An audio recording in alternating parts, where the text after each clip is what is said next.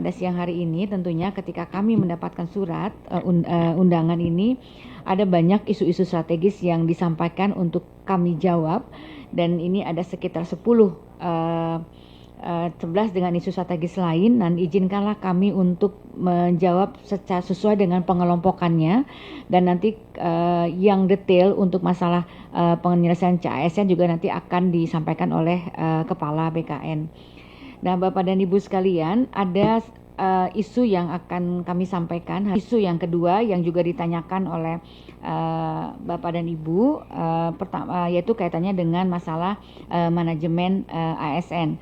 Tadi juga disampaikan oleh pimpinan bahwa untuk manajemen ASN tadi seperti sudah kami sampaikan bahwa pengadaan ASN ini dilaksanakan berdasarkan Undang-Undang Nomor 20 Tahun 2023, yaitu juga dilaksanakan. Jadi CASN seleksi ini memang didasarkan pada undang-undang, termasuk seluruh aturan-aturan teknis dari mulai PP sampai kami pun sudah mengeluarkan beberapa peraturan Kementerian Pan-RB untuk memastikan bahwa pengadaan ASN tahun 2024. Kebutuhan ASN tahun 2024 juga sudah disampaikan dan juga pernah saya sampaikan kepada Bapak dan Ibu, total kebutuhan CASN-nya itu ada sebanyak 2,3 juta, dan formasi CPNS tentunya dibuka untuk pelamar umum, fresh graduate, digital talent, diaspora, dan put formasi khusus daerah yang tertinggal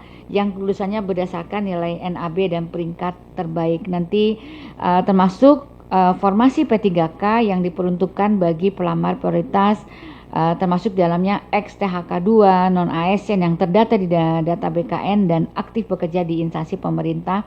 Dan nanti mohon perkenan pimpinan, nanti akan hasilnya akan disampaikan oleh Kepala BKN.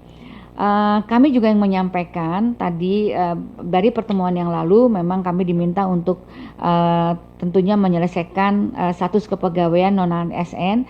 Namun dengan dari paparan yang kami sampaikan, saya juga ingin menyampaikan kepada Bapak Ibu sekalian bahwa sebetulnya pemerintah itu sudah sangat konsisten sejak tahun 2025 untuk bisa melakukan atau membendung pengangkatan non-ASN dan kembali menata sistem kepegawaian secara nasional. Ini dimulai sejak tahun 2005. Jadi Bapak dan Ibu bisa melihat sejak tahun 2005 kami sudah berusaha untuk memperbaiki sistem kepegawaian secara nasional semata-mata karena ingin memperbaiki kualitas birokrasi. Kemudian sejak PP 48 2005 dan sampai dengan hingga PP 49 2018, pemerintah sebetulnya sudah menetapkan larangan pengangkatan pegawai non-ASN di luar mekanisme seleksi. Jadi sejak tahun 2025 sebenarnya sudah kita larang dan sudah ada PP-nya. Termasuk seleksi khusus bagi THK1, THK2, dan formasi P3K. Dan puncaknya itu melalui Undang-Undang Nomor 20 Tahun 2023, penataan non-ASN tentunya sudah bisa diselesaikan di 2024. Oleh karena itu Kemenpan RB tentunya bersama-sama Komisi 2 DPR RI itu juga sudah berkomitmen untuk menyelesaikan tenaga non-ASN melalui jalur P3K, yaitu bahwa tadi pegawai non-ASN yang mendaftar dan sesuai dengan formasi yang diusulkan langsung akan diangkat menjadi P3K, tetapi yang mendaftar dan tidak terdapat dalam usulan formasi maka akan diangkat menjadi P3K paruh waktu. Nah, untuk itu seperti yang saya sampaikan, pada tanggal 17 Maret tahun 2025 kami sudah mengumumkan beberapa isu krusial. Tadi sudah dimention juga oleh Pak Pimpinan bahwa nanti paling lambat bulan Juni 2025 dan P3K tahun Oktober 2025, dan tentunya dengan menjaga menegaskan bahwa permintaan antar seluruh kementerian, lembaga, dan pemerintah daerah untuk terus menjaga nilai-nilai meritokrasi, dan ini adalah kebijakan afirmasi terakhir pengangkatan ASN. Dan tentunya Bapak Presiden juga menegaskan bahwa rekrutmen ASN ini adalah dilakukan untuk memastikan pelayanan publik berjalan dengan normal.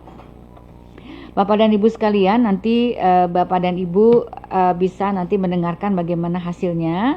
Dan sekarang dalam proses pemberkasan, kami selanjutnya juga kami akan menyampaikan mengenai evaluasi pengadaan ASN tahun 2024.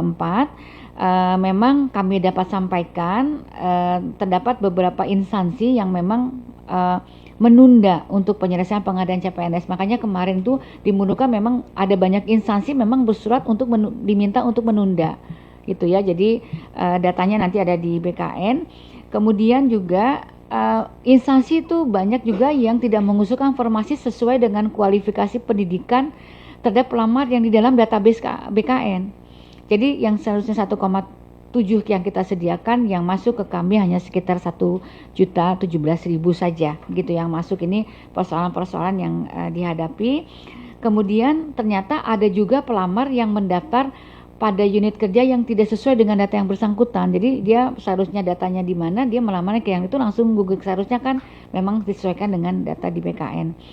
Tentunya tadi juga selanjutnya juga kami evaluasi pengadaan CSN ini juga kami juga menyampaikan tadi Pak Pimpinan juga menyampaikan kaitannya dengan masalah Undang-Undang Nomor 1 Tahun 2022 yang proporsi belanja pegawai yang akan dibatasi 30% ini paling lambat tanggal 5 Januari 2007 itu harus sudah 2027 30% dari APBD ini paling lambat 5 Januari 2027, mohon maaf, itu harus 30%. Dan dari data yang sampai kami tahun anggaran 2024 ternyata masih ada pemerintah daerah dengan rasio belanja pegawai di atas 50%. Tata kembali rekrutmen ASN secara proporsional. Ini tentunya agar pembatasan ini memang agar memastikan belanja birokrasi itu dapat digunakan lebih banyak kepada kesejahteraan rakyat. Selanjutnya, isu yang berikutnya yang ingin kami sampaikan sebagaimana yang di surat yang disampaikan kepada kami adalah kaitannya dengan pemindahan kementerian dan lembaga dan pegawai ASN ke ibu kota Nusantara. Jadi penundaan karena ini baru saja terjadi perubahan kabinet, maka pemindahan kementerian lembaga dan pegawai ASN untuk ke IKN tahun 2024 belum dapat dilaksanakan. Nah, ini nanti kami juga sudah bersurat kepada seluruh instansi pemerintah karena memang penataan organisasi dan dari kabinet ini masih dalam tahap konsolidasi internal. Jadi ada satu kementerian yang terpecah menjadi 3, ada yang menjadi 2, ada yang ini. Jadi Menko pun bertambah sehingga kami juga masih meminta kementerian dan lembaga itu untuk melakukan konsolidasi di internal.